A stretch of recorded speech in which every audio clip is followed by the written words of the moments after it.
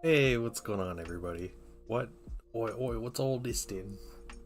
What's going on? Blue, Zen, Slavic, what is up? How you guys doing?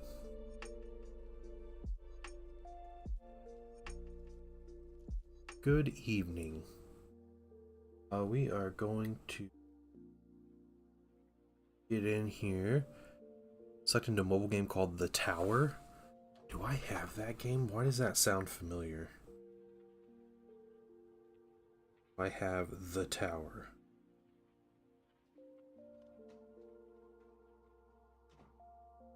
I was playing a game that was. I remember I had a tower defense game that was super fun. No. The one I was thinking of was Lone Tower. Hey, John Locke, what's up? Virtual Blue, you should be playing Soval instead. Get sucked into that game. I've officially beat one campaign for each race in that game. Not for each character, but each race. So it's not bad. Not a bad deal. Alright, we're gonna paint a tank tonight.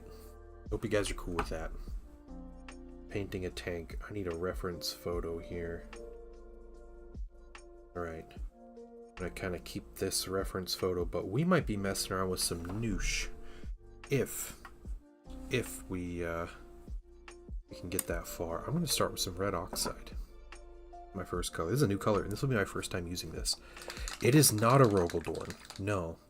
This is a Lehman Russ Vanquisher with a very nice mold line that was just highlighted ever so nicely by the primer there.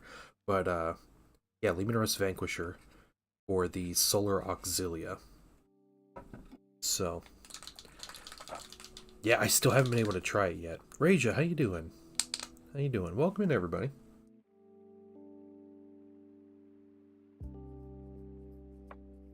Okay, let's get a good amount of paint. Lehman Rush overcompensator, definitely. Yeah. But you know, longer barrel means it goes through more armor, right? That's what that means. Okay, so I'm starting with red, and then I think we'll do gold, then silver. So we can do this turret separately.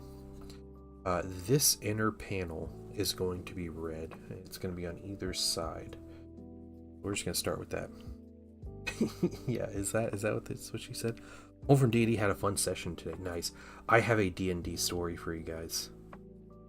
The painting family is going to be playing some D&D. It's going to happen, and it came about through my son's tears about something that's pretty funny. But so okay, all right, I'll tell you guys this. I was excited to tell you guys the story because it's kind of funny, but I'm kind of excited. So I don't know. We as a family we were just chatting Thursday evening, maybe. I think it was Thursday evening. We were talking about all the different games that we played and like fun stories about board games that we play and everything like that. I am so yeah. I'll explain. I'll get to there what I'm doing here. But we used to have, well, we still have it. It's an online copy of this game, but there was an RPG made for like families with like younger kids called Amazing Tales. And when my son was younger, maybe 3 or 4, I got it. I paid the like $10. I got the game. I think I got a physical book. So maybe I paid more than $10, but I got a physical book with like the digital copy and all this stuff. So we did an adventure. My son had no idea what any of it was, but I was the DM, and my wife and son were the characters, and they made their characters, and they played through this adventure about rescuing the kingdom that was overtaken by dragons and all this stuff. So we played through that, and there was like a moment in particular that my son, like, I knew that he was going to enjoy it when he like came up with this creative idea to like fight these spiders, and he did it, you know, and it was great. He did the thing. So we're telling my son about this past Thursday about this game. He doesn't remember the game, and so I'm explaining to him what he did, what his cool thing was he did and everything, and it's like, oh cool. And And I was asking, I was like, well, would you want to play that sometime? And he's like, yeah. And I was like, okay, I told him it's a role-playing game. It is not a board game. It doesn't have a board. And he immediately is like, what do you mean it doesn't have a board? You can't play a game if it doesn't have a board. What are you talking about? And he kept going on and like worked himself up over the fact that D&D doesn't have a board, or Amazing Tales doesn't have a board. And so he was like in panic mode that it did. I know, and me and my wife were like, what? He's like, what do you mean we're playing a game with no board? It doesn't make any sense. I think it like broke his brain. So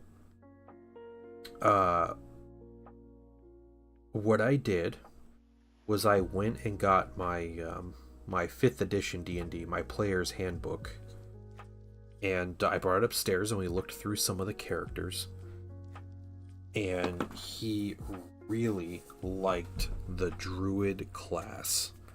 Being able to turn into animals is like the Painting Son's like MO. Like he is so much about that. So he thought that was super cool. So we kind of talked about and like started making him a character and asking if he wanted to actually try to play with no board. I said I kind of have a board because I have a bunch of miniatures and like maps and stuff that we could use, but he's all about it. So through this weekend we were kind of like a busy weekend, but tonight we actually made characters, and what I decided was I think the Painting family is going to be playing some D&D, and I'm going to DM. It is so much fun. Yeah. There are like 40k versions of the game too that might still be in like available. I don't remember, but so I decide I'm going to DM, but I'm also going to play a character, so it's not just my wife and my son playing their characters. So I'm going to make a character, and I have like a story reason why he's basically mute. So he does not communicate or like interfere with like them figuring out the stuff you need to figure out, because I'll know all the things you need to figure out because I'm going to be DMing it. But it's their adventure. I'm just kind of there to like have a cool character and like help them in fights if they get into them, basically, and maybe help out some other ways. But yeah, so my son made his character, and he is a wood elf druid. These are all his choice. He named his character and everything, and he told us this morning. He said, "Hey, I have like a backstory for my character. I have a backstory, and I want to tell you about it." I was like, "Okay, hold on." Making Zen. Whoa. Zendraw is anything but mute. All right, I just want to make that clear. And so anyway, my son made his character, and he was like, I have a backstory I want to tell you guys. It's gonna take like 10 minutes, and no, he really doesn't. It's great though. It's fine. So we're like, okay, wait until we're actually like sitting down making our characters, and he tells us the backstory. I'll write it down. Okay. So he starts telling us his backstory. He goes in. It's classic elf druid, fantasy elf druid, but he goes into his backstory. I was kind of blown away with the actual story that he came up with. And his story is, in a nutshell, this was a 10-minute story from him. His story was he was raised in an elf village. Hey, Sectrix. And Blitzy, hello, by the way. I don't think I actually said hi. Raised in a village as a wood elf. They were attacked by spider people. His dad was one of the soldiers and was killed. But there's this whole thing about like they set fire to the whole village and he was trapped in the fire. Well, the spider people ended up capturing him as an 8-year-old. capturing him and took him to a prison. And so he was like in a dungeon or a prison for 10 years. 10 years later, so he was 18, him and a fellow inmate, he was able to like convince a bird by using a seed and putting it in the lock. Like reached his hand around the lock and like stuffed a seed in there and convinced a bird to stick its beak in there, and it picked the lock for them. So they were able to escape from the prison. And in escaping from the prison, they fought a bunch of the spider people guards, and they killed a bunch of them and took some of their weapons, and then ran off into the forest and found another village. And they found that village and made it their home. And so for the past 10 years, he has lived there, and he trained under the elders of the town as a druid. They taught him how to communicate with animals and how to be like one with nature and all of this stuff. So he is basically out in the forest, coming up to the current timeline. He's out in the forest searching for animals, because as a druid you have to be able to see the animal to be able to turn into it. So he's looking for new animals, and while he was out, the village elders were called back into town as an emergency, but for some reason he stayed out. I don't remember what his reasoning for actually staying out and out of the fight, but yeah. And so that's kind of where we're left, where he is wandering the forest and basically just wandering to further his druid craft. He's basically Ash Ketchum. Yeah, pretty much. So yeah, I was me and the Painting Wife were really kind of blown away by his story. Like, I don't know where he came up with it or how he came up with it, but it was pretty awesome. Yeah. Painting Wife is a drow rogue because dark elves are cool, and she wanted to be sneaky. So drow rogue. I think she's gonna go very assassin heavy. Painting Sun's gonna be like the craziest animal transformer ever, and I have Painting Wife actually suggested this, but I am going to eventually 3D print a bunch of animals. So if he wants to turn into animals in the actual game, I'll have the miniatures for him for his transformation. So we're doing an adventure. Finds out about the driver. What about the driver? What is that? Oh, Driders. That's what they're called. Okay, I couldn't remember what the actual creature's called, but yeah, Driders. Yep, they're actual spider people. So Painting Wife has her story, and she has her drow rogue, which is cool. Very classic. She ended up being a good guy and leaving after seeing some of the horrors. Kind of very, very Dritzy story. But that'll be fun. And then I made a monk. And listen, we just finished Avatar also. So the Painting Sun just finished watching Avatar: The Last Airbender for the first time. And I'm like, you know what? I want a monk.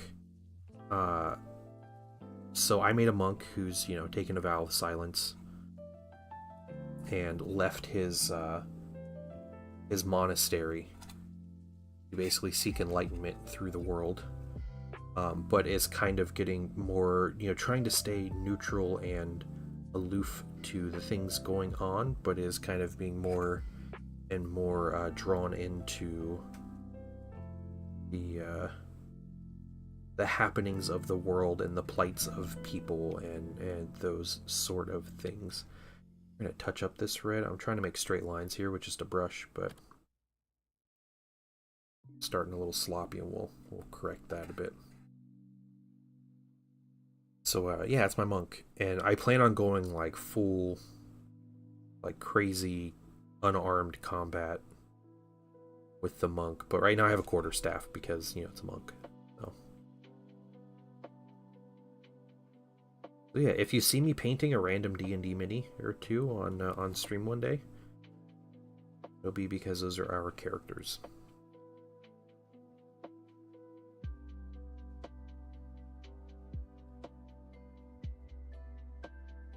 A nice design here. Back through second coat. Snake Eyes? Is that me? Am I gonna be Snake Eyes? Just like never talks.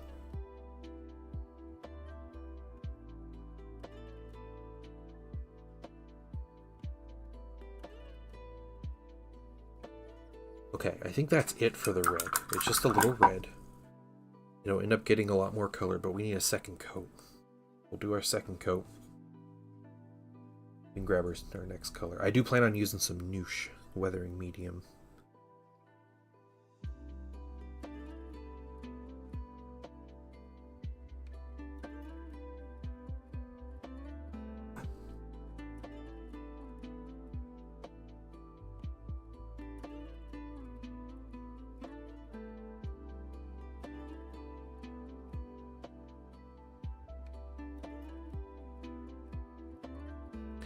Monk, first thing I thought of was Snake Eyes. That's fair. Yeah, yeah.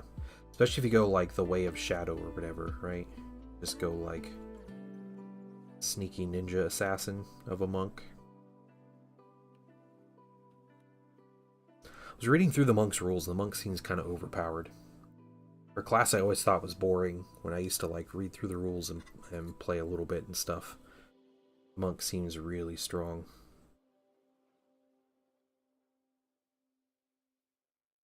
Hey, Stoneless Bee, what's up?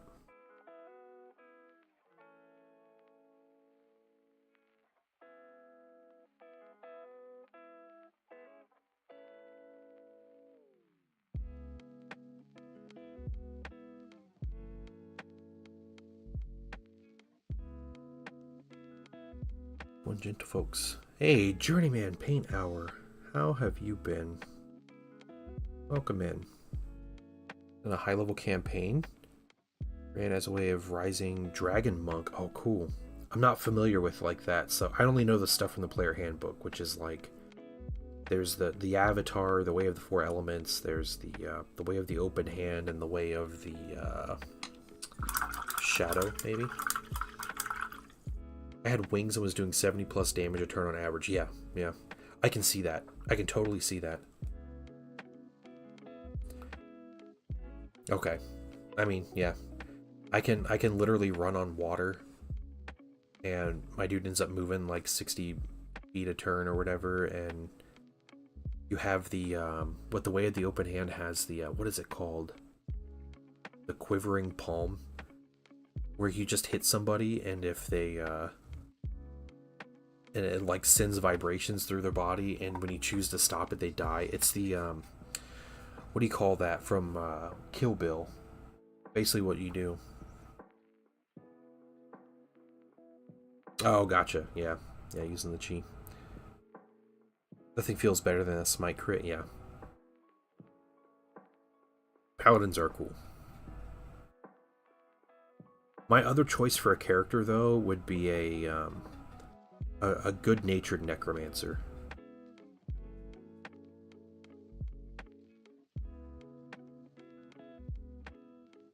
That would be my other choice, but playing a wizard seems too complicated, so... Hiking a lot and ignoring my painting backlog. Alright, alright. That's cool, though. The weather's been good for hiking. And hot. Yeah, stream's going really well. Yeah, we're just chilling and getting things painted. I finished up those Zangors, guys. I just have to varnish them. I think I might be shipping them out tomorrow. So those and the Votann.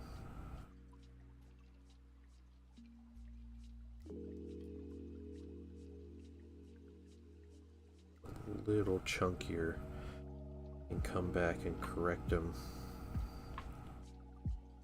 Or I could do that whole front end, which is, you know what, I like that better. And I don't have to think about it. There we go. Hey, Elegant, how you doing?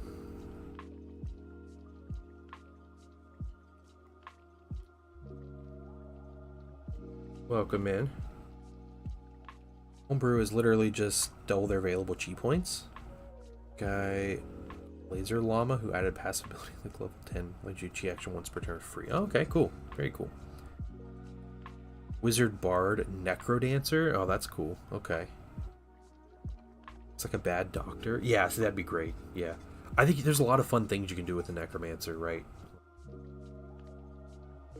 Like little like shenanigans and stuff, but fantasy settings I always thought Necromancers like the coolest, so you know, I just want a casual army of the undead.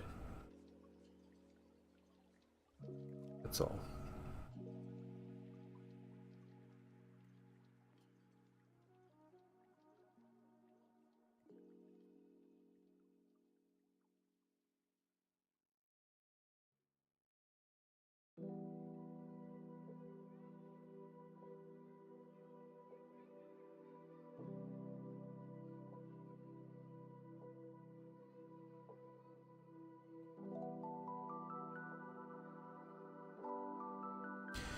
Cool idea, but tracking things like their HP and rolling their attacks.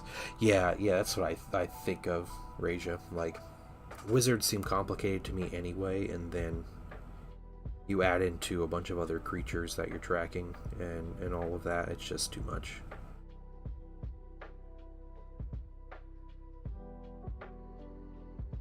Too much.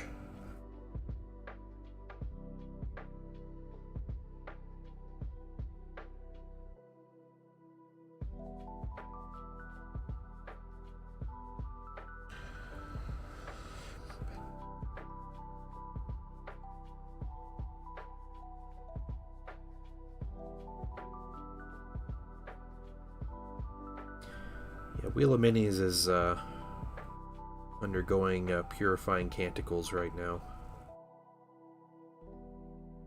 because of its misstep selecting Necrons last week. Okay. Oh, got some red. That red oxide's a nice color. What's my schedule? Well, I am streaming on Tuesday, and then I will not be streaming until the following Tuesday. So, a little bit of a light week this week. Brace yourself, guys. You can always listen to the podcasts if you're feeling like you're missing too much. Episode 3 of the podcast is available for Patreon members, so sign up for the Patreon. Any dollar amount, as long as you're a paid member on the Patreon, you get the podcast free a week early. So, yeah, pretty simple there. Hey, Miyati, what's up? I did say podcast. Yes, there's a TPD podcast. Yep, it's available on YouTube, but it is also available on the Patreon. So, and Podbean. Like I said, 3rd episode is up on the Patreon. It's called the Painting Dad podcast, but it's really the Painting Dad and Zendral 27 podcast so far. So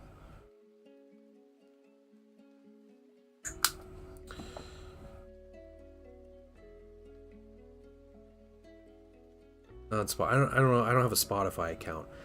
I've asked people to let me know what podcast apps they use, and I will try to make sure the podcast gets on that app. So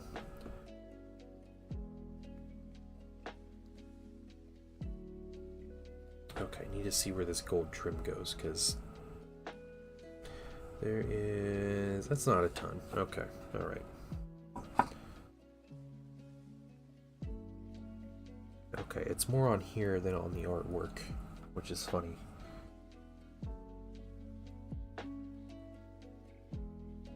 You do love me a good podcast, so.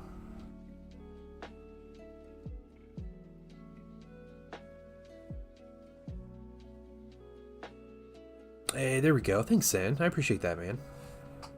There's the podcast. All these different services to get it listed on them? Yeah, okay.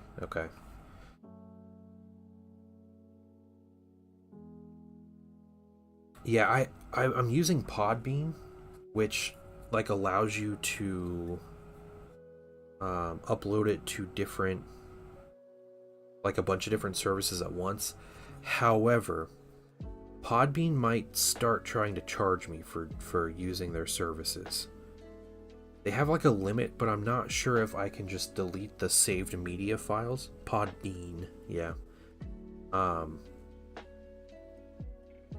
not quite sure how they work, because I don't really want to pay, when everything on the internet for free, except for the early release of my podcast, guys. But yeah. See, it's kind of nice to be able to put it on one app and it go to others. These charge past a certain number of episodes. First of all, yeah, let me take just a moment to thank you. Hey, Notorious Mark III, what's up? What is up?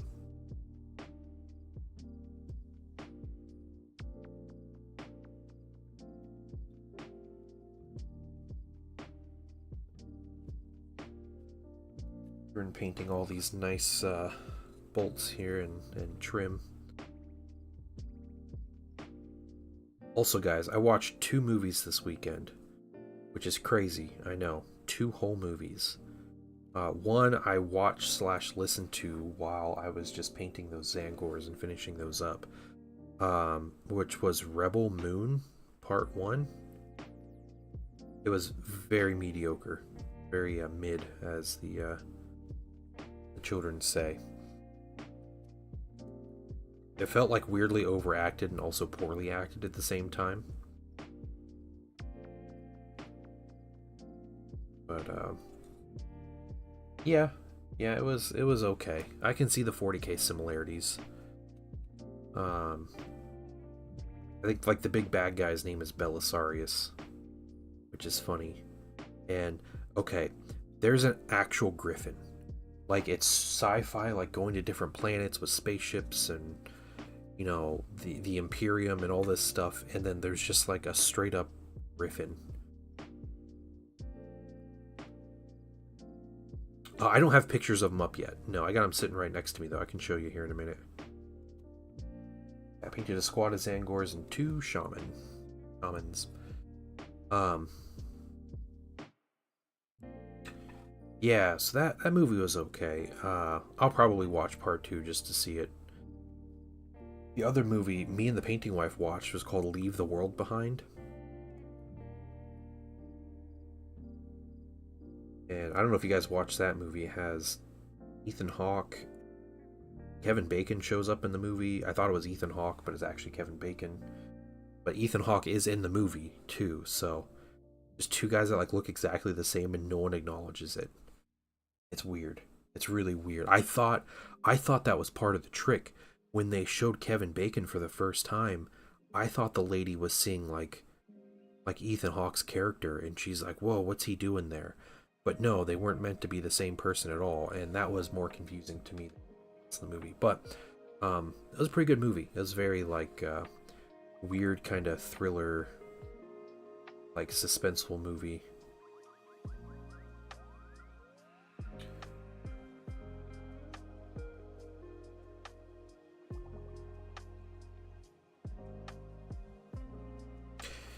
Plenty of Zangors figure out a paint scheme, especially those dang discs. Yeah. I went relatively simple with the paint scheme, but the client would ask for it to be done quick, so I got them done quick. Mail them out tomorrow. Real gentle holding these pieces here. All these colors are bright. They will not be bright. I'm done with them, so sorry guys.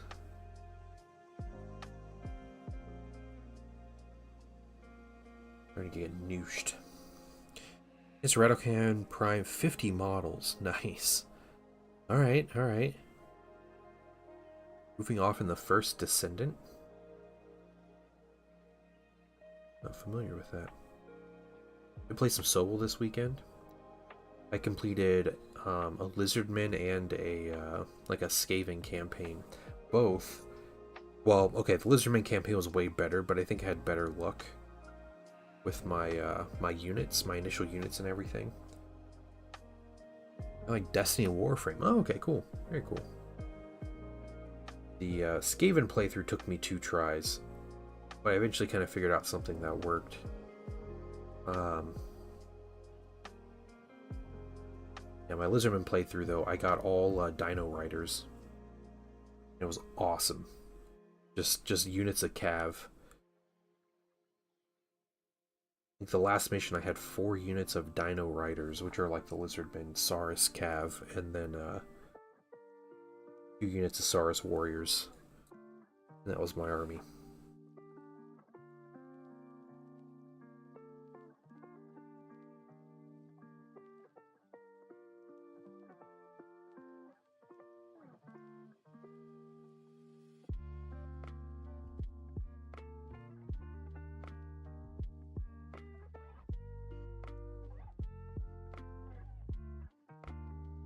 Okay. Gold trim on the turret. Done. Again, it is bright and goofy looking. Bear with me.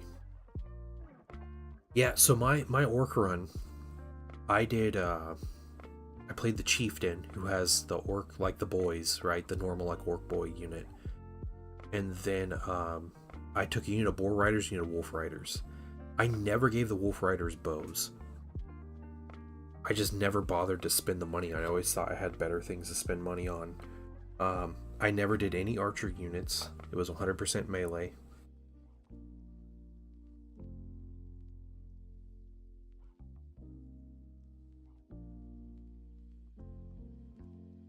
And yeah, did I eventually get... Yeah, all chariots sucks. Yeah. There's some armies are really good at skewing into like extremes. Like the elves. The elves are really good at skewing into archers because you start with, you can start with 3 units of archers and they're all like, hitting on 3-ups with like their basic skill and everything. And that's easy. You can't do that with goblins because they're utter trash. And they don't kill anything before they reach their lines, so it's not worth taking the archers. I think it's the same with the chariots. I think the elven chariots get bows on them automatically, which is useful. It's like 2 decent powered shots or whatever, but they also just have a higher skill in general. I don't think anything more than like 1 or 2 chariots is ever worth it, because chariots will never do enough to like break a good unit of infantry on their own, even with like a side charge.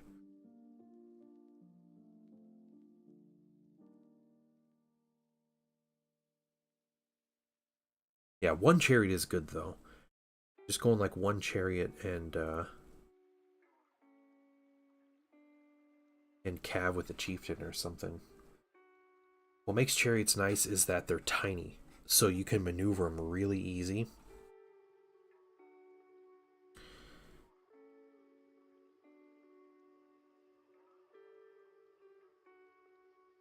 And you can get them around flanks and stuff a lot easier.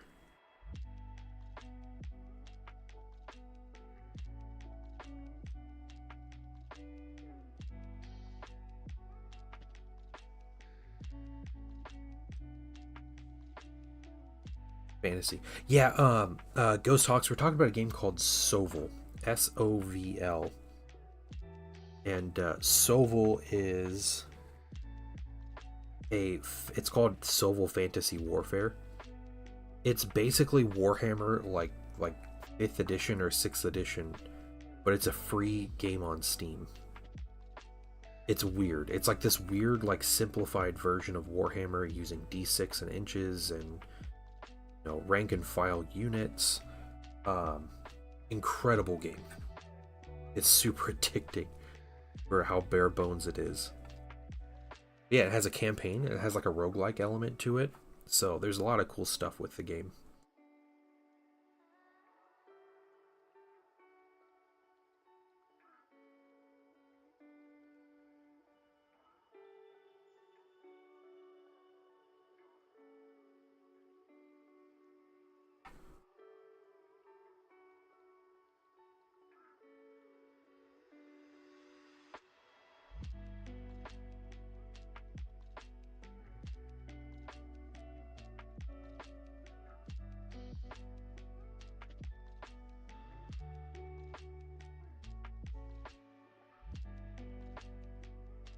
I like your tones, bro. Oh, thanks. Thanks, Miss Teach.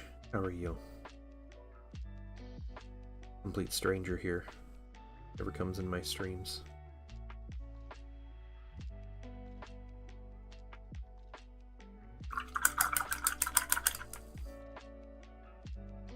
Painting Wife is here to listen to me talk about Sovol, as if she doesn't hear enough about it already.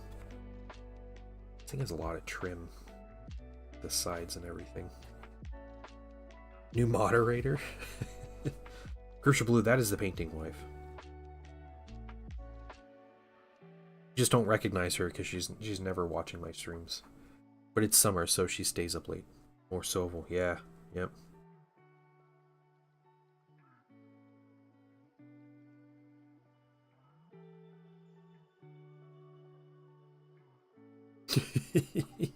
Yeah, you see, you're currently playing Sovol. Yeah, you beat that greenskin run, dude. You can do it.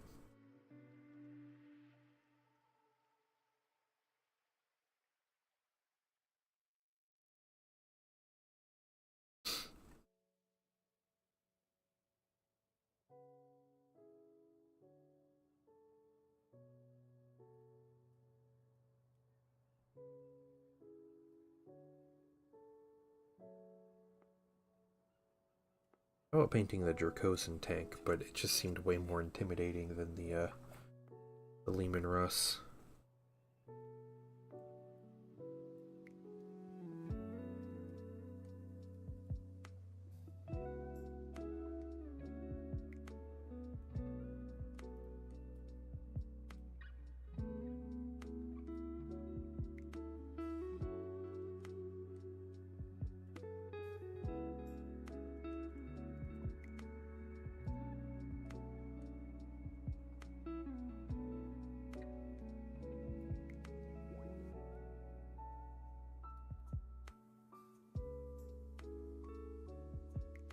D&D family painting stream? Yeah. I am not gonna try to paint while you two paint on stream. It's stressful enough with the two of you painting and me not painting. Like, I don't know if that's something I want to stream. I will do separate streams with each of you guys though, painting.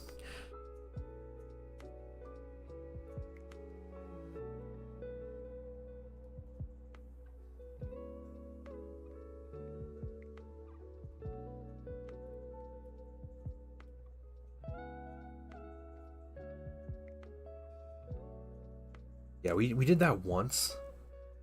The Painting Wife actually asked me if she could finish painting a miniature this one time, and so we got Painting Son to hang out with us, and he was painting.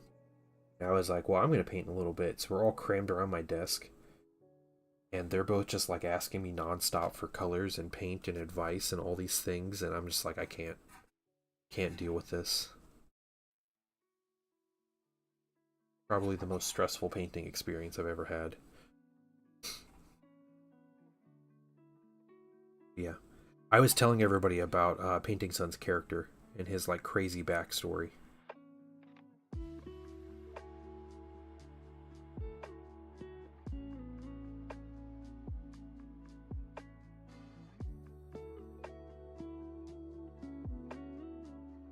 Just answer relevant questions, yeah. It's too much, man. It was way too much.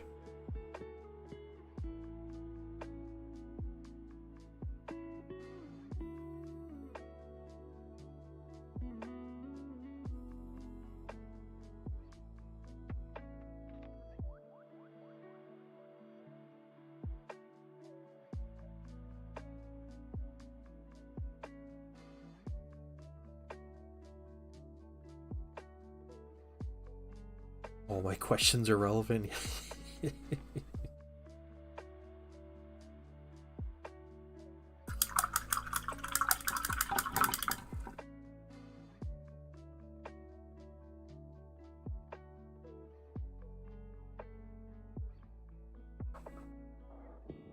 This is the Painting Wife in the summer, guys. She stays up super late to the 9:45 time period.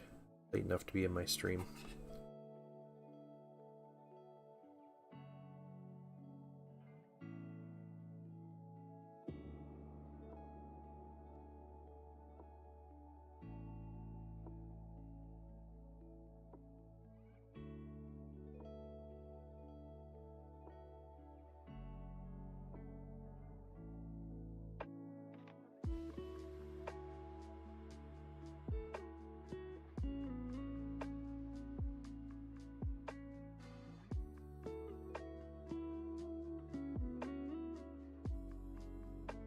Okay, this tank has a lot more trim than I initially thought. It's like the more you look at it, the more trim shows up. It's weird. It's like one of those paintings. Like the longer you look at it, the more messed up it gets. This is.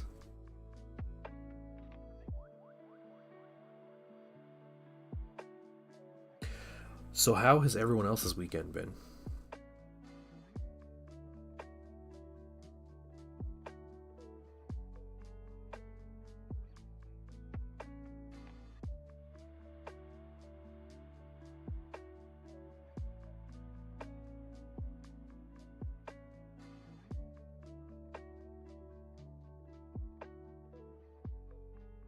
Goofy, cartoony looking tanks so far.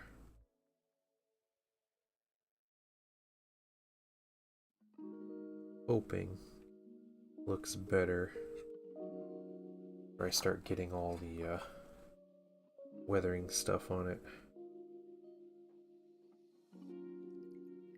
Oh, you won the 3v3 game. Nice, Blue. Nice.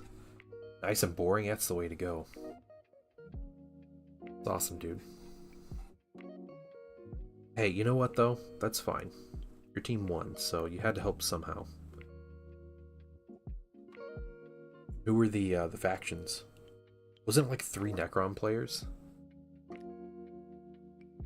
To an 8 plus game of 4 houses. Ooh.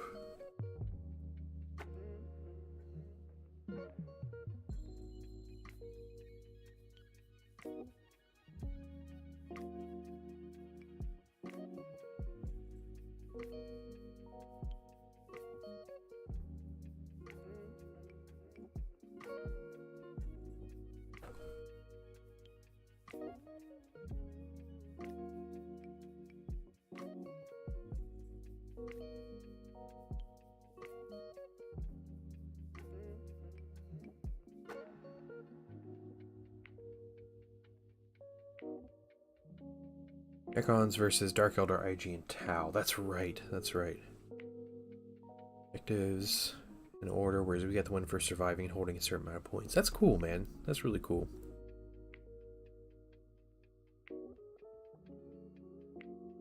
Nice. That sounds like the exciting way to win a game like that.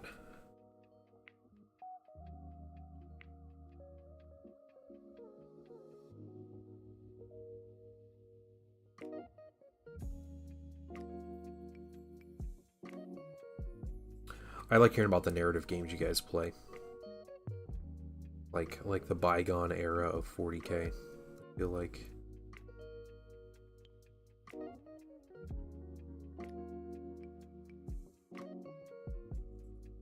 One of these days, I want to try the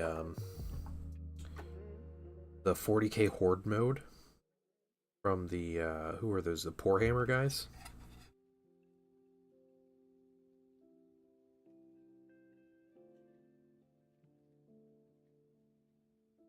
That sounds like fun.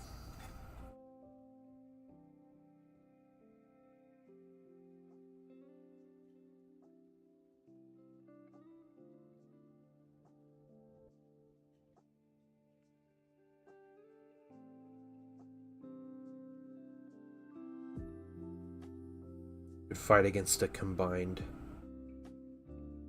Necron and Drukhari horde. And he is testing the limits of bedtime. Oh man.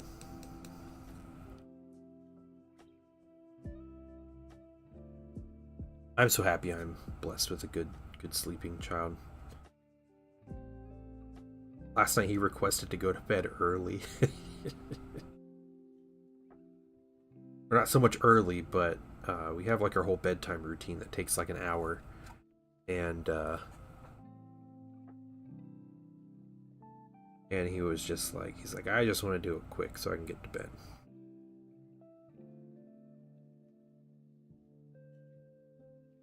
Yeah, I had a very exhausting weekend, so. Okay. Getting there.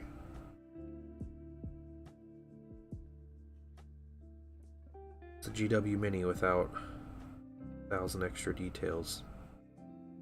Hey Zen, all that Soval playing. Would you ever try Warhammer Fantasy proper? Like the old world? No.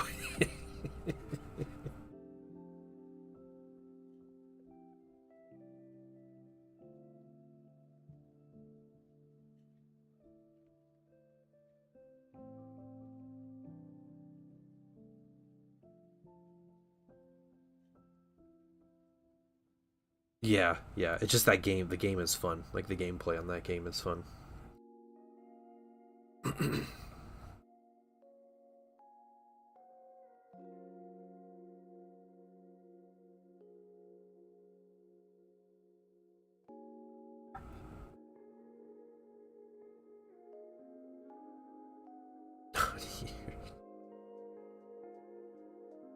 Would you stream Soval, Zen?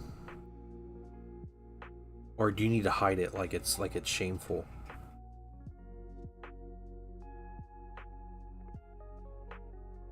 Like I need to play Gas Station Simulator. I can't let people see me playing playing Soval.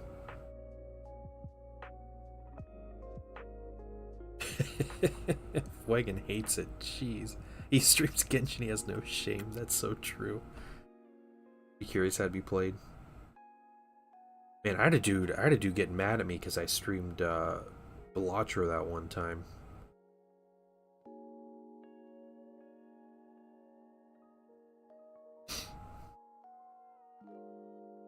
You played it before, not as a paid stream. I don't want to hear that. A little hate.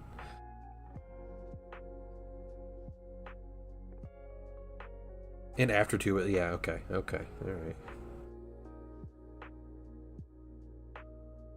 Also, isn't that a fantasy setting? Yeah, he's trying to hide it. Can't hide it.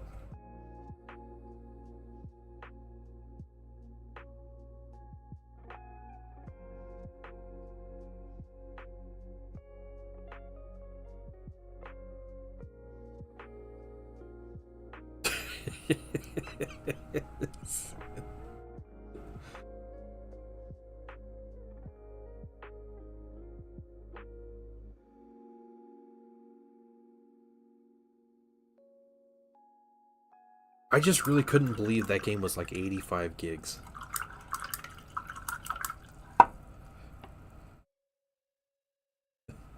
Same game, but yeah, I'm sure it's the exact same game, just in space. Zen already has like 4,000 hours in Genshin, though. You can't just up and leave that, you know? That's an investment.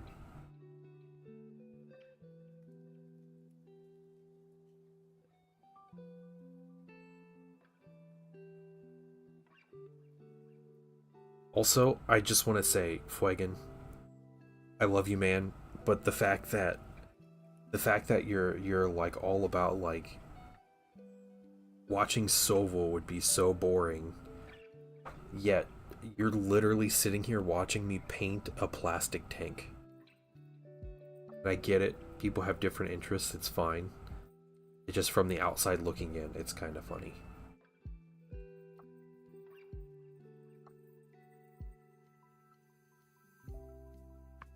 You're literally watching paint dry, yeah.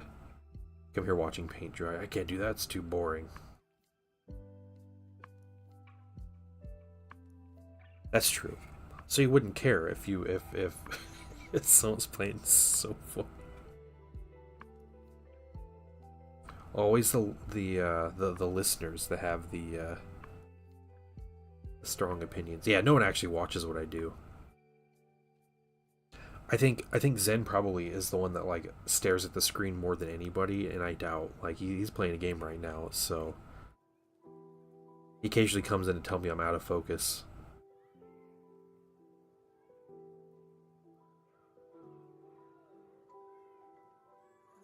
Crave trolling. That's true. You do. You really do, man. We talk about it too. Like he shook. He shook about how you just come in his stream and just like.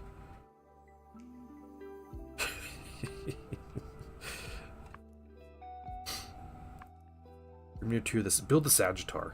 It's a cooler mini.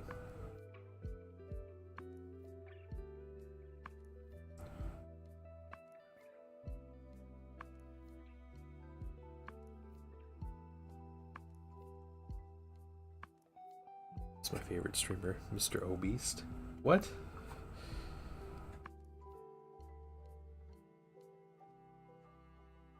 Hey, Fuegan, we're not making those kind of jokes. Get you a nice timeout. Not trolling either.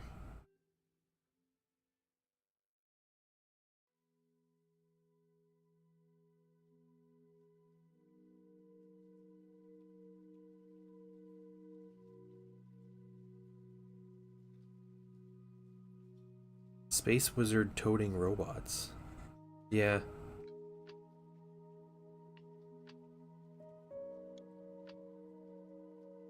Yeah, you can't make comments like that, Fuegan.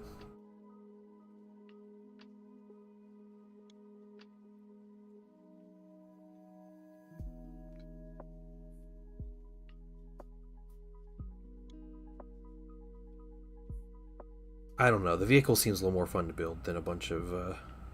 The Grimnir's the wizard, right? I thought you already had. Oh yeah, that's right. You said Grimnir number 2.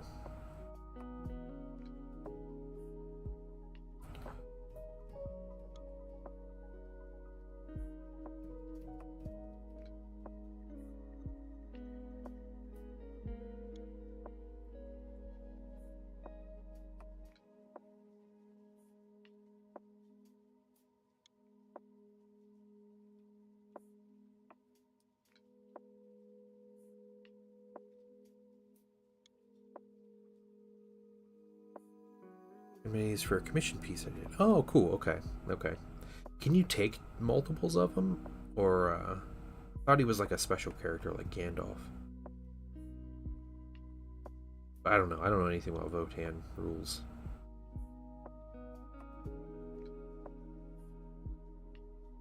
Act 2 first battle. Oh no. As orcs? What are you playing as?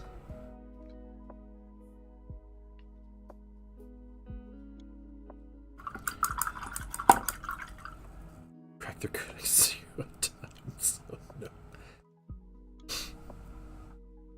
Okay. What kind of army you got? You gotta learn how to abuse the activation order and the cav dude.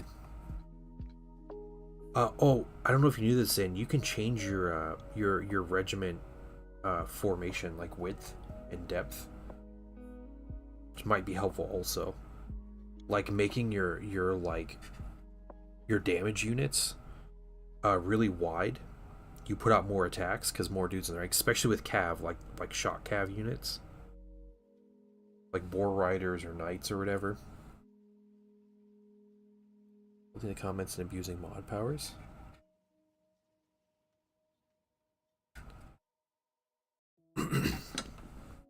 Did he just time out? Did he time out, Fuegan? I can't see what's going on.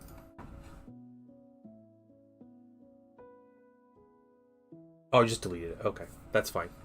That's appropriate. No abusing powers. You don't call people names. That's right. Oh, okay.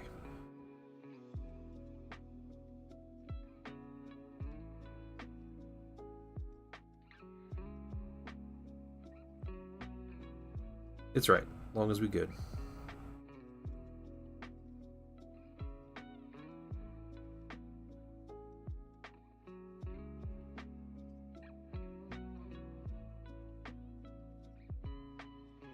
Look away for 2 minutes, scene deleting comment.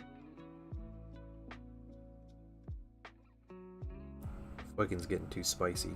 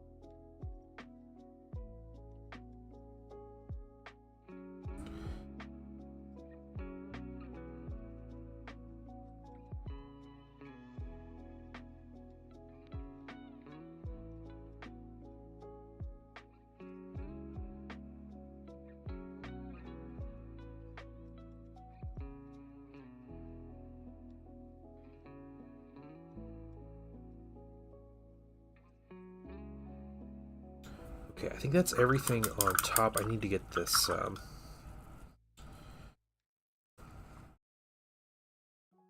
okay, a couple things here. So there's trim around the gun pieces, of course.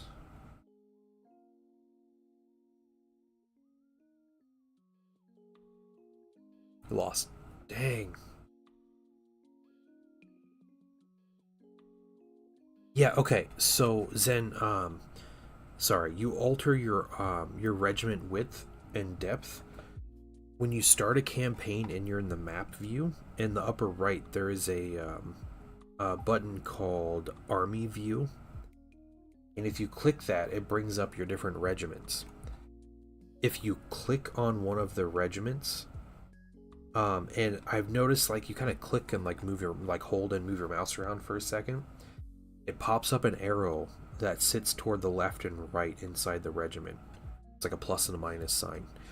If you click that, it adds and removes basically like width to the formation. There's maximums, so I think like cav or an infantry, I think they can both only go 6 wide. But 6 wide on like a shock cav unit is a lot. Like that's you're putting out a lot of extra attacks doing that. So the thing about it though is it's harder to keep your unit out of like enemy arcs and stuff. It's harder to position when you have a wider unit, which for cav is really important.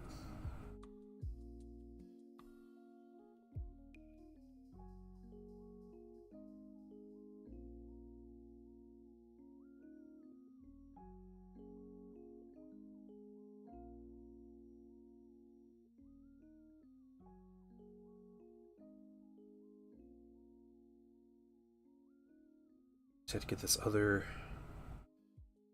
side of the tank. Be about done with the gold trim. Isn't too bad. It's those things might need to be gold too.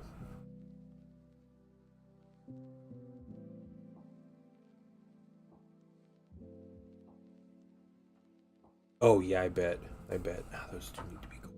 Okay. Wasn't quite sure. Weird cutoff angle is gold.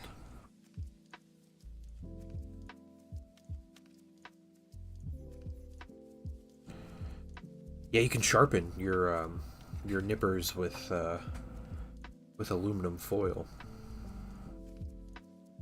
It's like a temporary fix. I don't think it does anything to completely like make them brand new, but it is nice and helps. It's noticeable.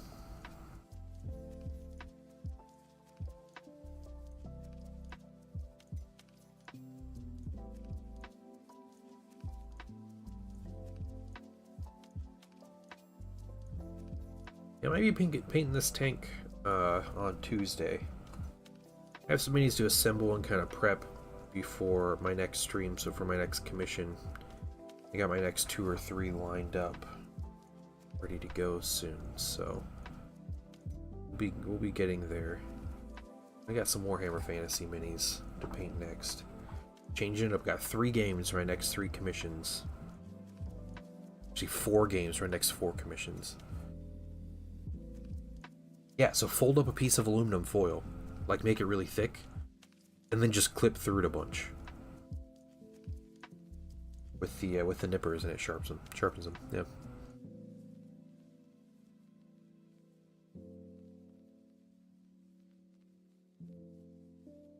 Zen taught me that trick. It works. So it's not like a permanent fix or anything. It doesn't get it back to brand new, but it is noticeable. I don't know. The foil sharpens the nippers somehow. The way it like crunches down.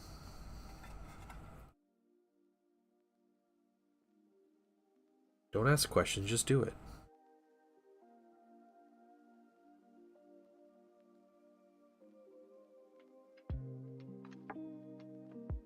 Hey, Choach, what's up? Good morning to you. Hope you've had a good weekend.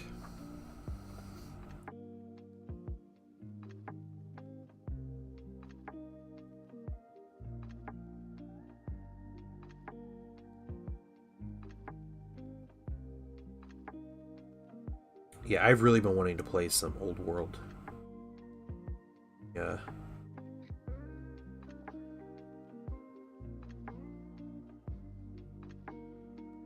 All that Soval playtime in. I need it. I believe it, I'm just confused. Yeah. I just never bothered to question why it happens. Because I'm not that intuitive of a person, so...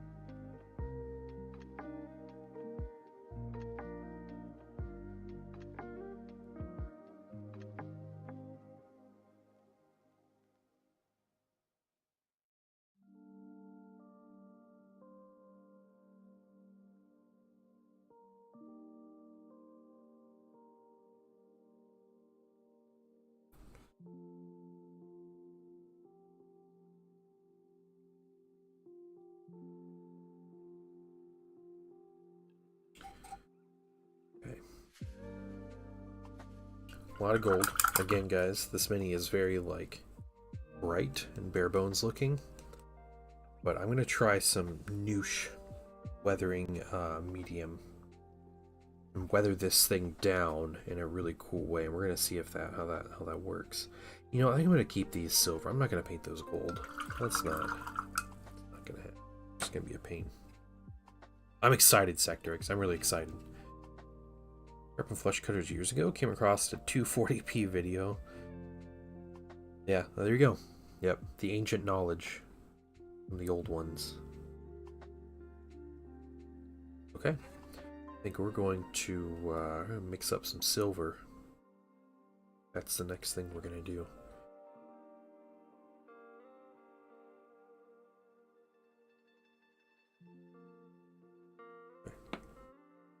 Hey, Raptor. I'm doing great. How are you? We're on your third bottle? Holy cow. I haven't even used mine yet. Oh, man. Zen, someone's... the chrome markers. Oh, no. Waking up with fur. What time is it where you are? It's only 10 p.m. here.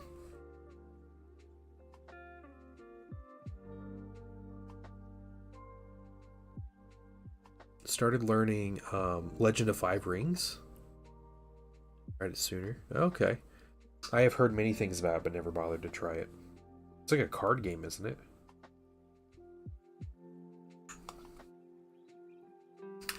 It's 4:10. Okay, look. I had a job where I had to wake up at like 3 a.m.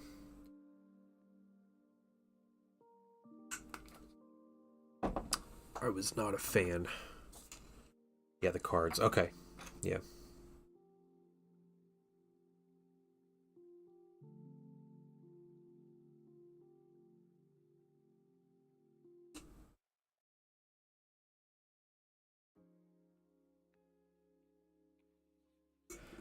Thin down this silver. Is that a stock tank? Yeah, this is a Lehman Russ Vanquisher. That's how I assembled with the big gun. This is the Solar Auxilia, so the 30k variant of the tank.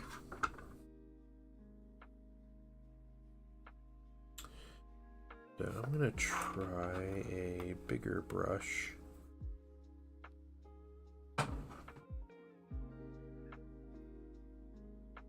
Yeah, we're gonna start with a big brush here. Mix it up, get the treads, and then we'll go back with our other colors.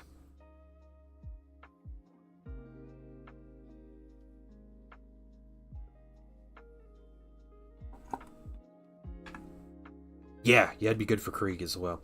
The one downside to this tank kit compared to the 40k kit is they don't come with sponsons. You can't put sponsons on the 30k Leman Russes. I don't know why.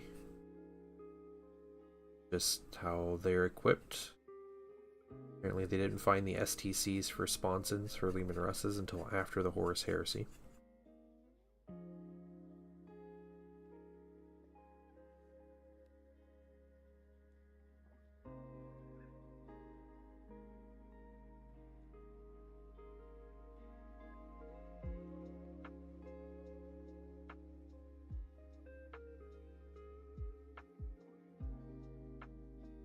Mistakes, that's more mistakes than I want to make.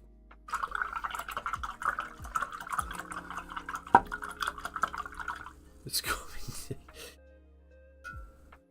golden, okay.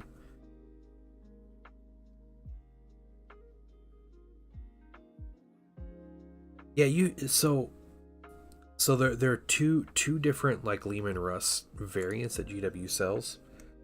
There's the Leman Russ for Horus Heresy, which is this one. It's the Solar Auxilia Leman Russ battle tank. Then there's the Astra Militarum Leman Russ battle tank. The Astra Militarum one is for 40k proper, and comes with sponsons. So it has the side sponsons. Mine just doesn't. The 30k one doesn't have the side. It has like little hatches on the side instead. Try this with a slightly smaller brush here. Trying to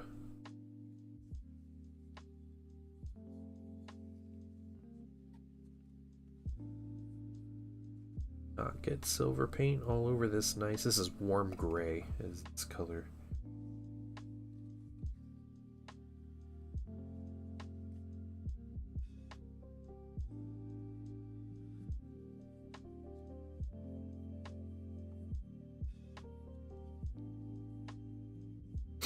Crazy maniac hanging out and shooting with the gun. Exactly, yeah, exactly. Makes no sense.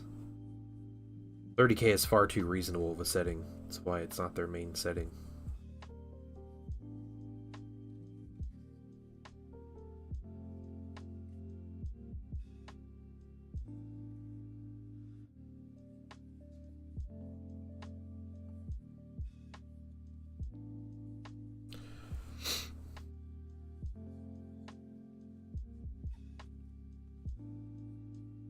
So you what is going on here? What are you doing to poor blue, Sectorix?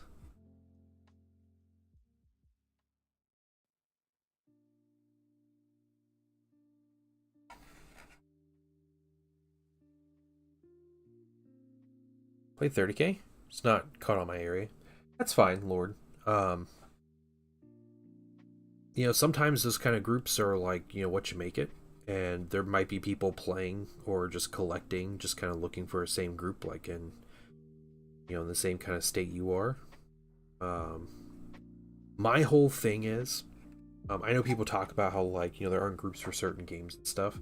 I had that dilemma at one point in my local area, the game I was playing, and what I ended up doing was just showing up to the local store once a week during like a popular game night, and I would set up my stuff for the game, and people would come over and talk to me about it, and eventually people started hanging out and playing or buying stuff and playing, and we ended up, as our game ended up pushing out the other game that was being played on that evening.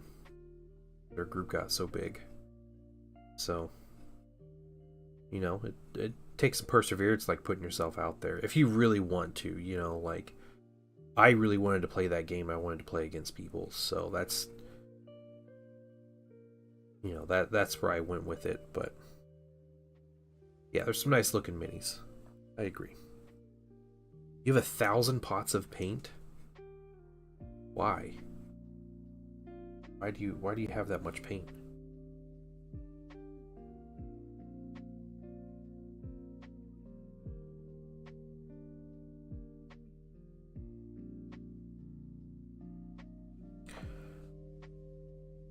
All the mold lines on his minis. I mean, I'm really bad about it too, so that's fine. And he worships Slaanesh, that's unacceptable.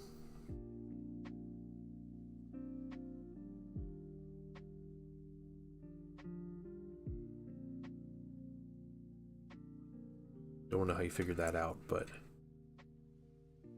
his magic tables. Imagine dragging 2 armies in a car full of terrain to hoard half their tables. That'd be pretty funny, actually. Take that.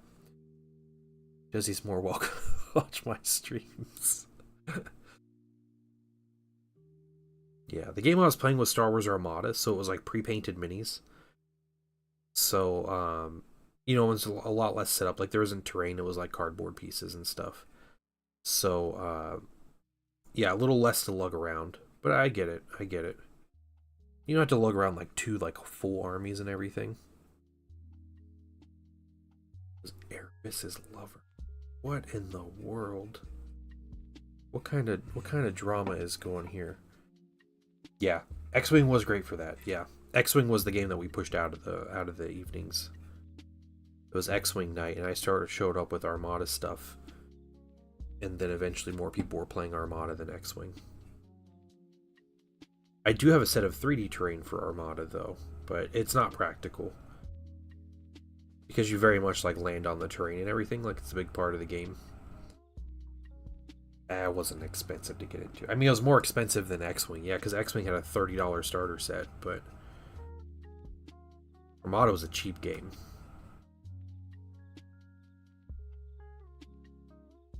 When you factor in all the upgrade cards, if you're buying them, I think Armada was priced the same or maybe slightly cheaper than X-Wing.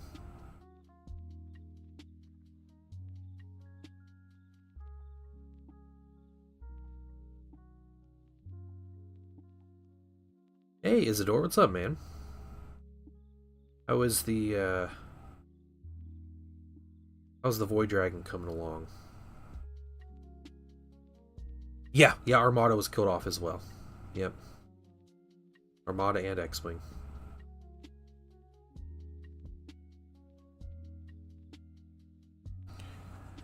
It's finished. Oh, nice. Guys, I want to tell you guys, I saw this Void Dragon in person that Isidore posted in the Discord. You guys should go take a look at it and appreciate it. It's incredible looking. It was incredible looking when I saw it. He didn't even do like little energy particles on it and stuff, but posted a picture the other day. Looking real good.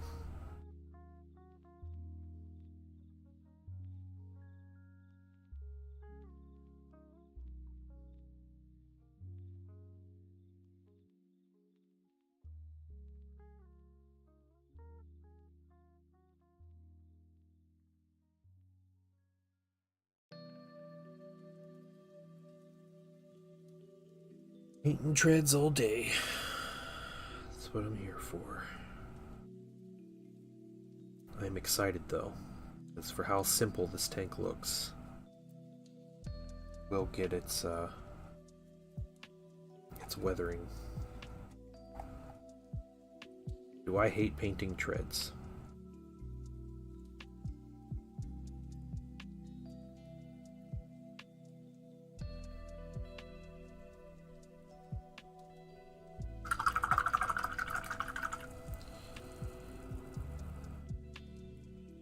Oh, great. Deal with that later. Okay, that's fine. Not many of us are good photographers.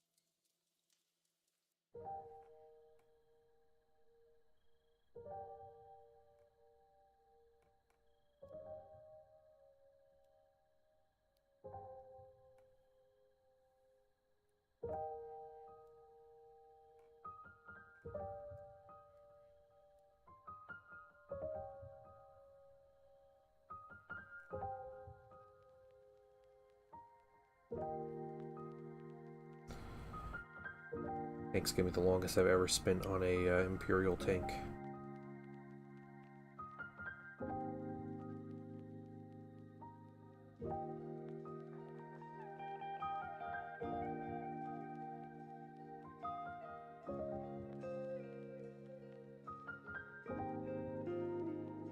That's alright. Hang out with you guys.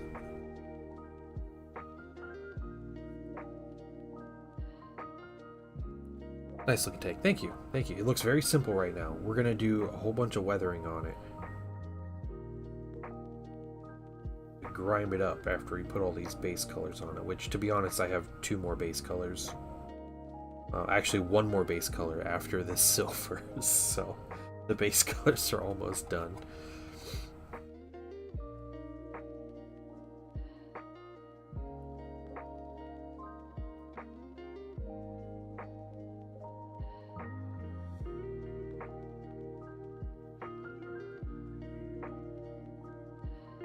Oh, yeah, isn't that super satisfying? Yeah. Especially that, like, every time you go into, like, the Act 2 boss, you just have something so crazy and just, like, one-shot the dragon or whatever. I think the easiest playthroughs I've done are with the Wood Elves. But I know there are DLCs, so, like, you know, if you're not gonna pay for it, you won't play with the Wood Elves, but they just come by archers so easy, and their characters get bows really easily, and they get like crazy special shots. Like their bow gives them, it's a 3-shot bow, and it's you get rerolls to hit, so it's just like always hitting.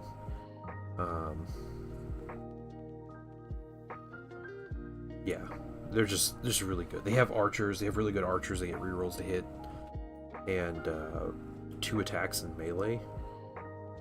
And they have the scout move, which is really good.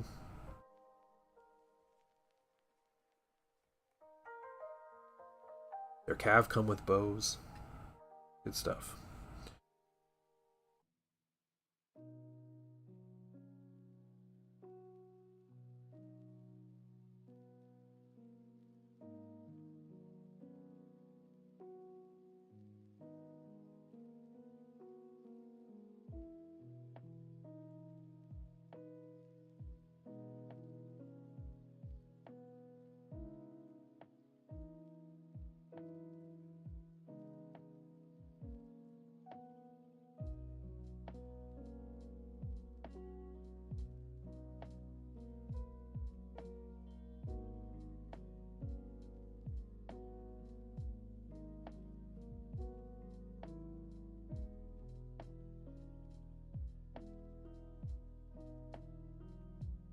Okay, so Sectrix and Crucial Blue, if you're both here, I have questions about the Noosh.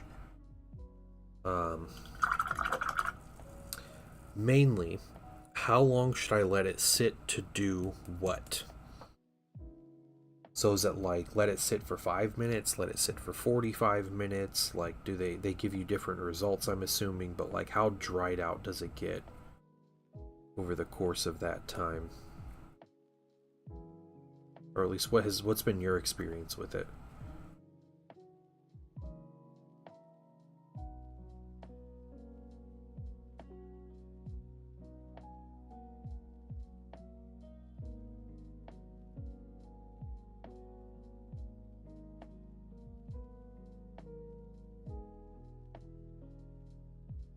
Five minutes of wait time. Okay. Okay. I think I'm gonna go back through and watch the Artis Opus video as well, because he did a lot of like good experimenting, but I forget everything he said. Kind of glad I'm not actually going to be doing the Noosh tonight, because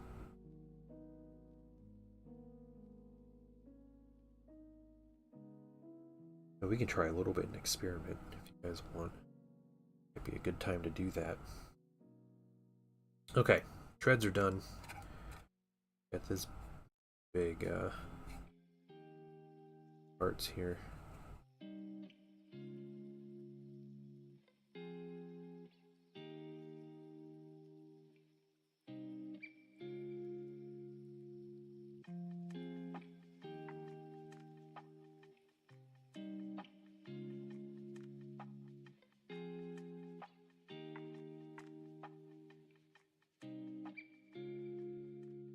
Always do it again if it's not enough. Wait too long, gets weird. Okay. Maybe we paint these little trench things here, and then we try out some noosh. How about that? What kind of ratios do you mix in the paint, and does it affect it when you mix different ratios?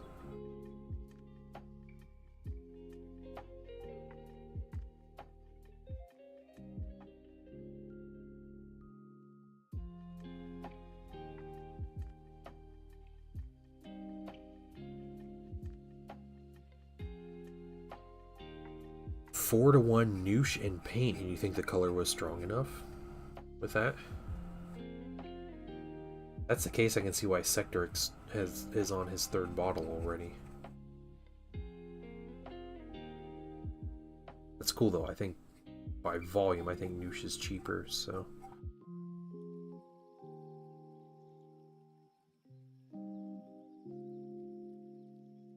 We're gonna try a little bit on the tread, and we'll try a little bit on the bowl of the tank.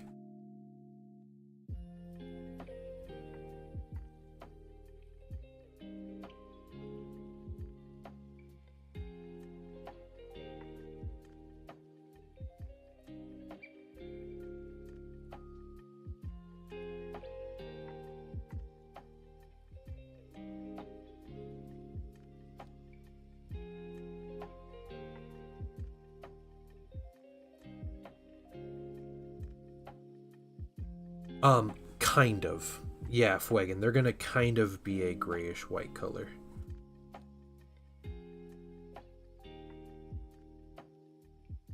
My goal, my intended goal is to use this weathering medium, and for that weathering medium to change the tone enough, but the kind of highlights to end up being this this nice warm gray color. Yeah, this is for my army. This is for my Solar Auxilia, my Prospering Spire Guard.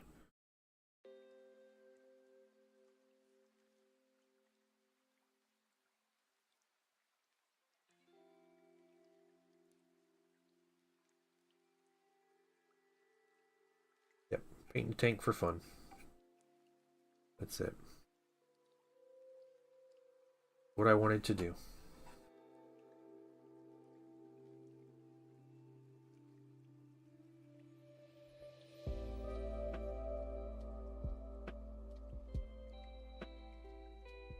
No, these are not Gundam colors. No. Like I said earlier, Fuegan, if it's gonna look like simple and like kind of goofy right now, but the goal is for the noosh to weather it down. It ends up looking pretty like gritty, but rugged.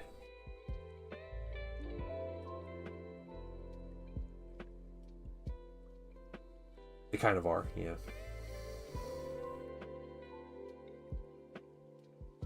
You'll see. You'll all see.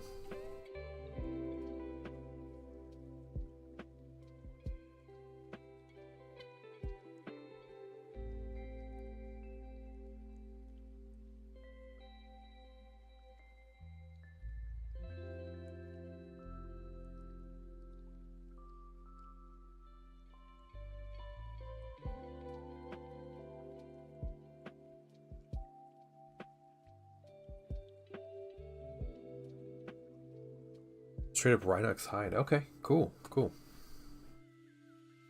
You were using GW paint with your noosh? Sounds pretty shameful. I don't know if I should use a brown or a black medium to start. They have this color, it's like a rust, or no, it's petroleum brown, that's what it is. But I think I want to try with like a black color first. I want to burn through it. Okay, that's fair. Alright. Just trying to get rid of it.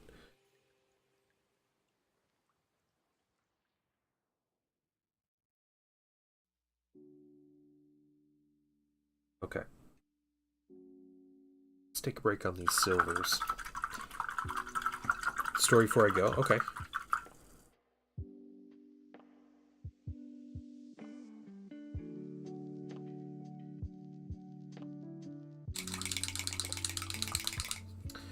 color's a gloss. I haven't used this yet. Separated a bit. The color is settled. Interesting. I think what I'll try though is I'm going to try brown gray. I think this is the appropriate color. Then we have, I can't believe it's not oil wash, Noosh acrylic weathering medium. The seal is still on. And so I shoved a dropper bottle of Wraithbone in my pocket. Oh no! Didn't lose a drop. Alright, alright. That's legit. Ooh, that's scary though. That could have been real bad. Put in your pocket. So I need an apron, dude. You gotta wear an apron with little pockets on it.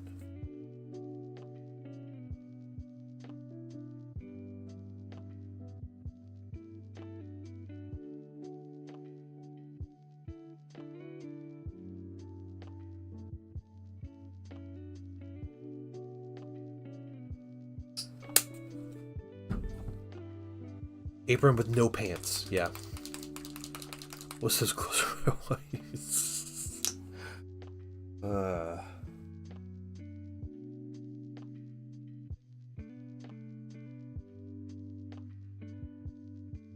gonna try a little heavier. I did like 2 small drops of brown gray, and there is more bigger drops in here. Milkshakes, yeah, yeah, dude. Apron, no pants.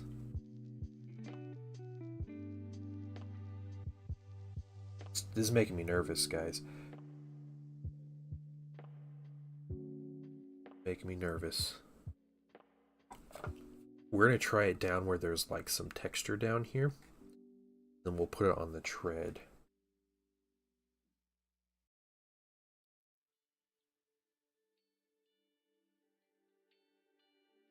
I don't know. I don't know.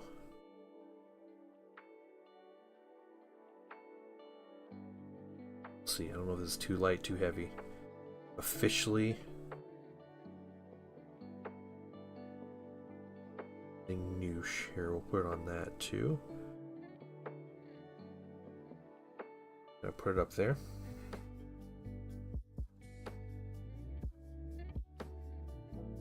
Wish that can happen. That's fair. That's fair. Paint bravely, right?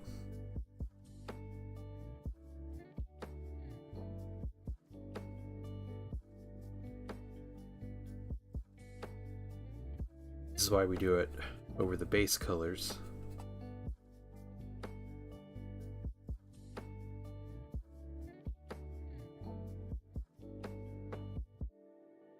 You say just let it sit for like 5 minutes?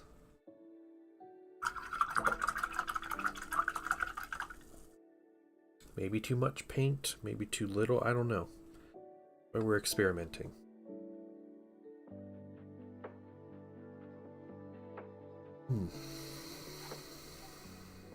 Nervous. Let me paper towel. I'm going to use my finger to wipe this stuff. I think.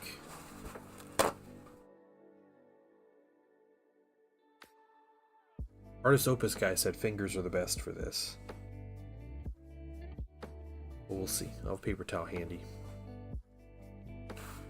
Pants without pockets. Yeah, wear pants without pockets so you're not tempted to put things in your pockets. I want to show someone the, these are the Zangors.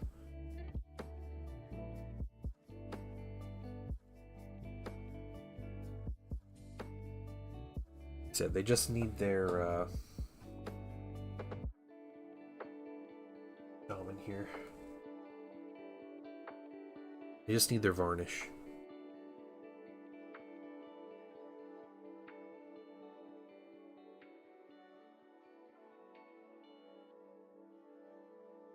Good. Hey, thanks, guys. Appreciate it.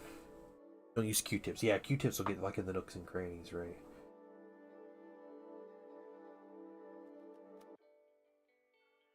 Yeah. For that one. So. Simple, a little time consuming, but, oh, they leave their little fuzzies behind. Okay. Yeah, I thought they ended up really good. Simple urban basing.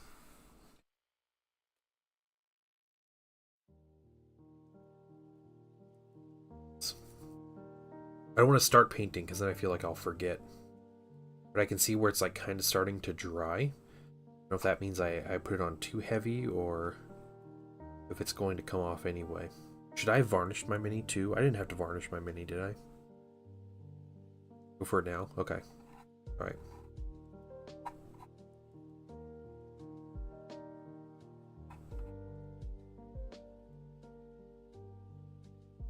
My thumb's not fat enough.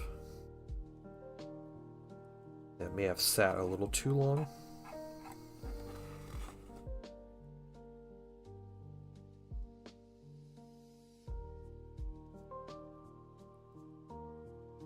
Yeah, I'd like it to pick up more, so that probably means I need to leave it like for less time, right? First of all, let me take just a moment to thank you for So allowing that's me back better. into That your has home. like better like nooks and crannies to get in there. Hey, God Emperor of Man, welcome. Yeah, I feel like if it's starting to dry around the edges, it's probably too late, maybe. Get off sooner. Okay, okay. Yeah, because that's way too much grime for me.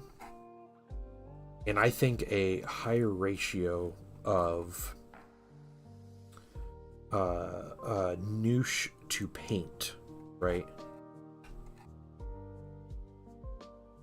Yeah, see, and here I'm rubbing a little too hard. I think I'm rubbing the silver off. More noosh to the longer dry time. That's not bad. Okay. It doesn't affect the color at all, though.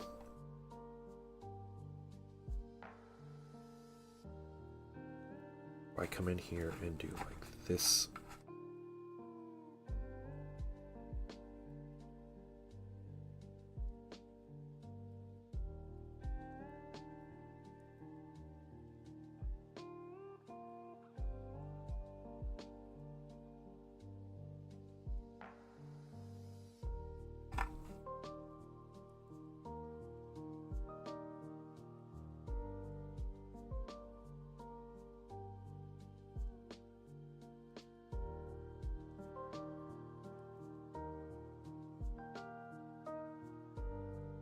Okay. The tread I can definitely see. This I think was too dark for me. I wonder if I should do a different color or just more noosh or wipe it off faster. Let's try wiping it faster. We're gonna keep the ratio. We're gonna wipe faster this time. What we're gonna do, we're gonna give it like a minute.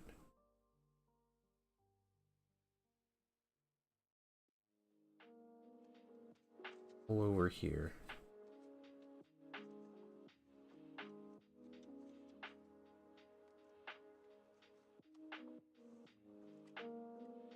Let's try that. Let's try it. I'm gonna tread over here. We're just gonna get this whole kind of area.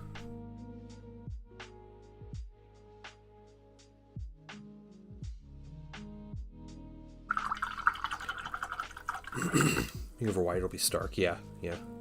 This isn't white, it's warm gray. But yeah, you're right. Okay.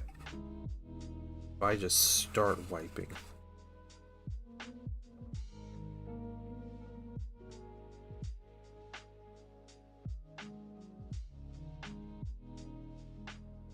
Yeah, even just doing it right away, like it leaves that color in still.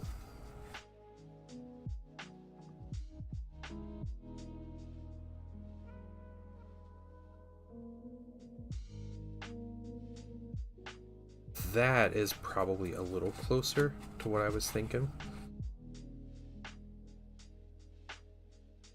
But yeah, again, that brown might be a little strong. I kind of like that though. Like lean back and see.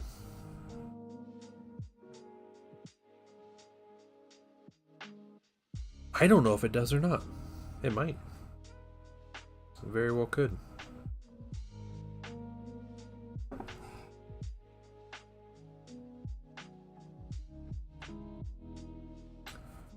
What if I tried a different color with noosh? If I tried a slightly lighter color. Brown gray is pretty dark. But if I tried something like warm gray,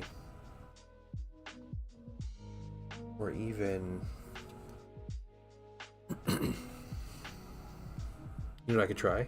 Don't you dare. No. Get out of here. Get out. I'm done. I'm done.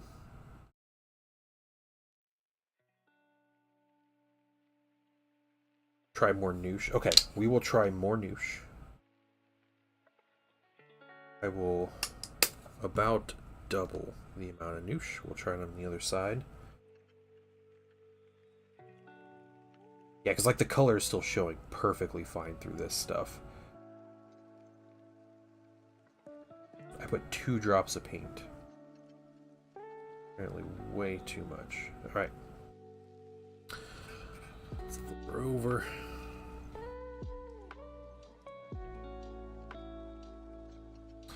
Yes, it's already like noticeably thinner. Put over some of the gold too. I'm curious what this looks like on the gold.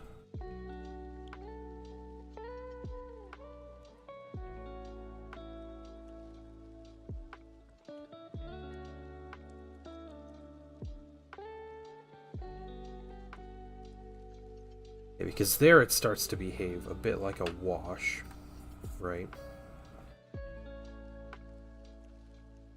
I don't think the treads are going to be a problem at all. And so it's not drying.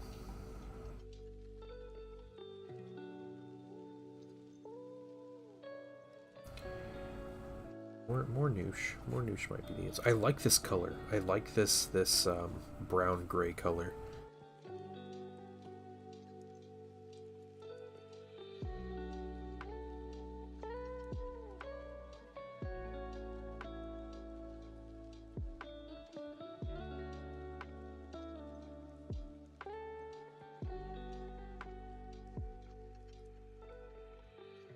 See if I can.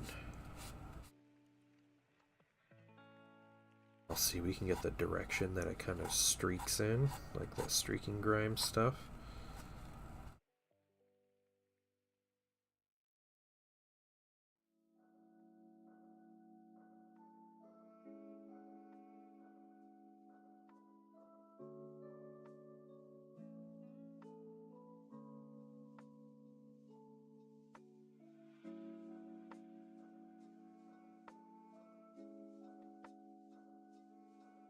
Okay, that's really nice looking actually.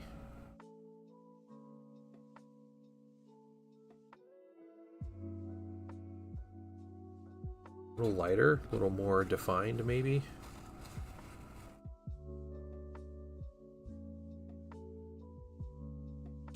Yeah. Just have to go through this with like stages, right? But no, that's pretty nice.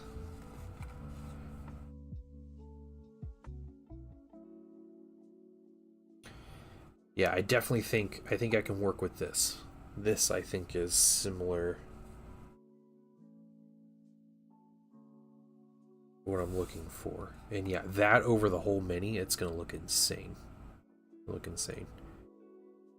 Oh, yeah, no problem. Blue.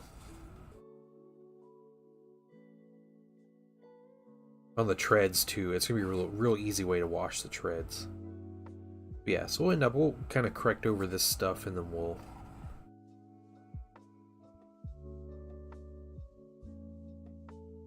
definitely noosh this. So a lot more noosh and less sitting time. We'll probably do like a section at a time. Look nice. Thank you. I'm only gonna be on for a few more minutes, guys, so if I don't see you again, good to see you guys. Hey, Tuvan, what's going on? We are painting a Solar Auxilia tank, Leman Russ battle tank. So that's what I'm painting tonight. Mess around with base colors and then figuring out how this weathering medium Noosh works from Monument Hobbies. Which bi-weekly Gloomhaven game, nice. How long have you guys progressed? Have you guys recycled characters at all in your campaign yet?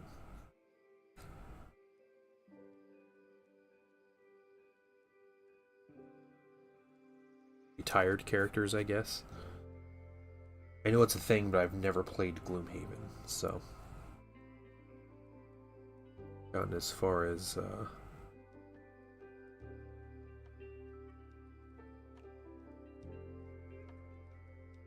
watching a bunch of reviews on it and everything. It was originally a Night Lord. No, that's cool. Look at you learning things, then. Could have known this weeks ago.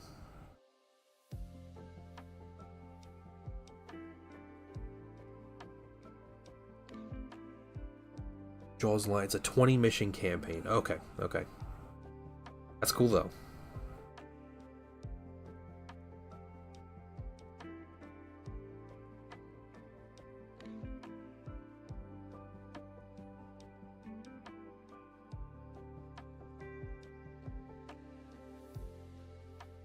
The 100 mission campaign is next. That's crazy. Yeah, I know the whole thing about like retiring your characters, and you know when they get like too powerful, they go through too many missions or whatever. I think it's really neat. Like the ultimate legacy game, right?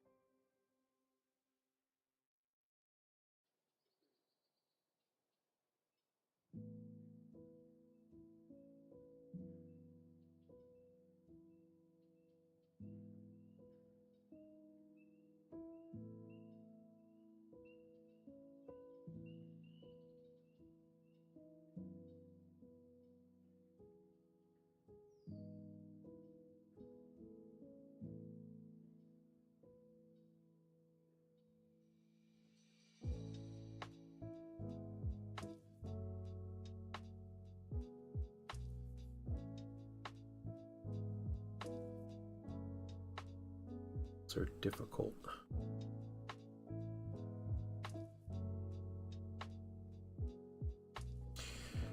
Frosthaven looks amazing. A cards, top and bottom. Okay, interesting. I'm not a huge fan of like card games. Not usually my thing. I was thinking of oh man. What was can't remember the game now.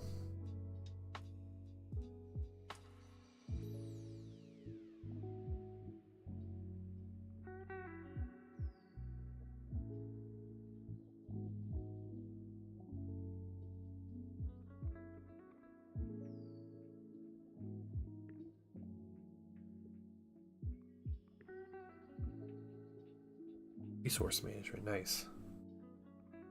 Yeah, the co-op is fun. Co-op board games are the most fun, in my opinion.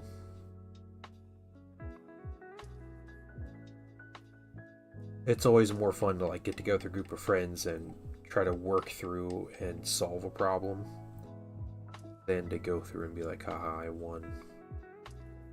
Time.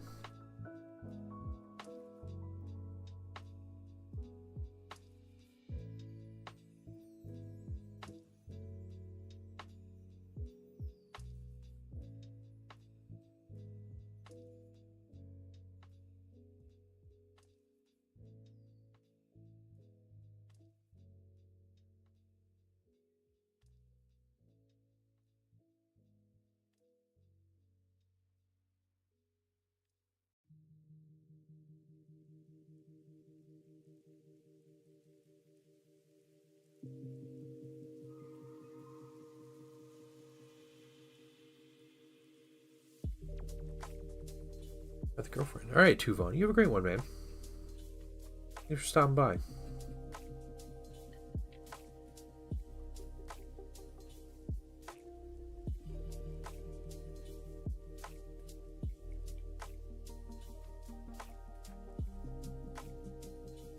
Zen, have you played through a campaign in Sova with the undead? The Dead Nations or whatever they're called?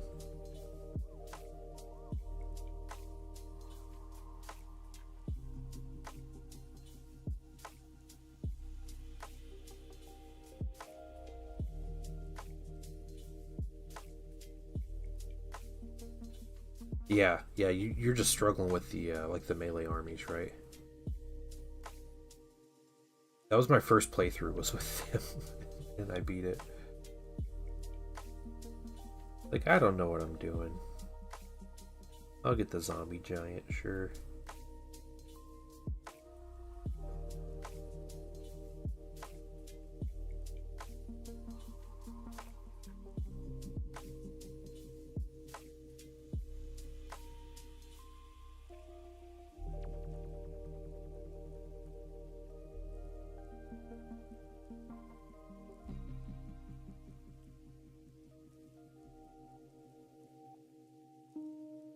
I think, let's see.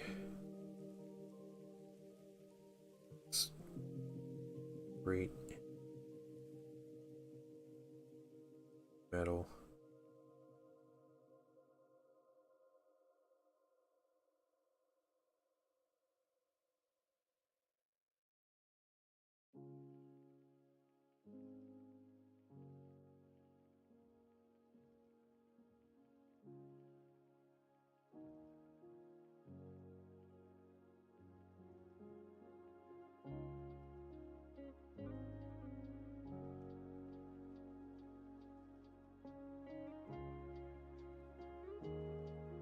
Wartrief, Vincent, Act 2. Oh, you're on it? Oh, nice. Good luck, dude.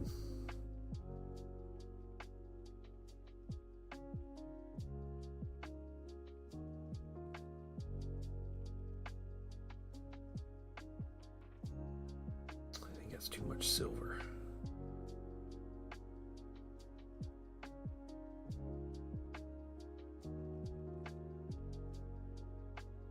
Oh well. And we can correct it. We'll be going over this with some different colors anyway.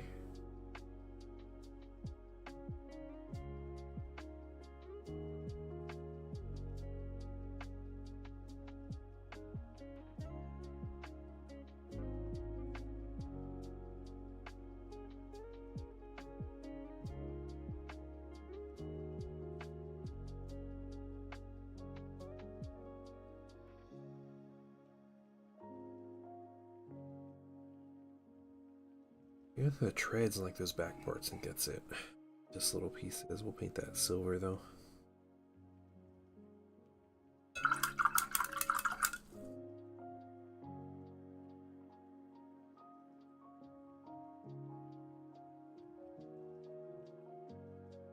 You get the silver on the turret, but doing that next time.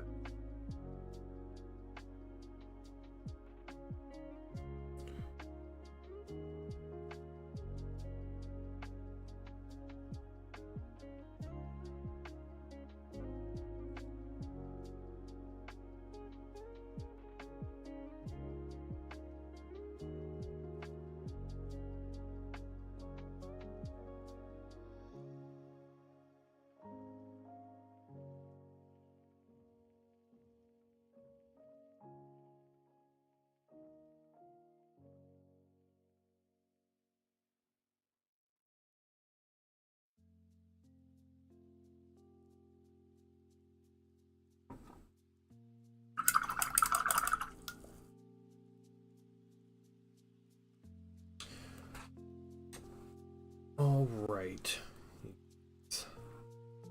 I think I'm gonna call it there.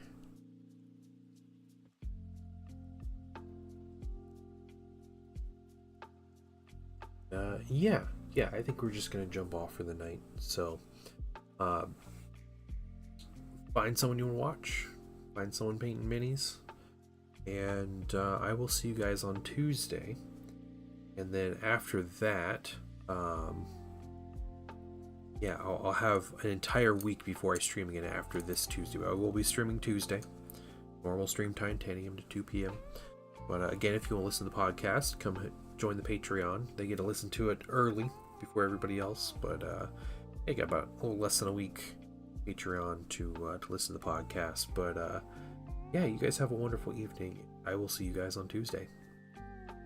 Bye, everybody.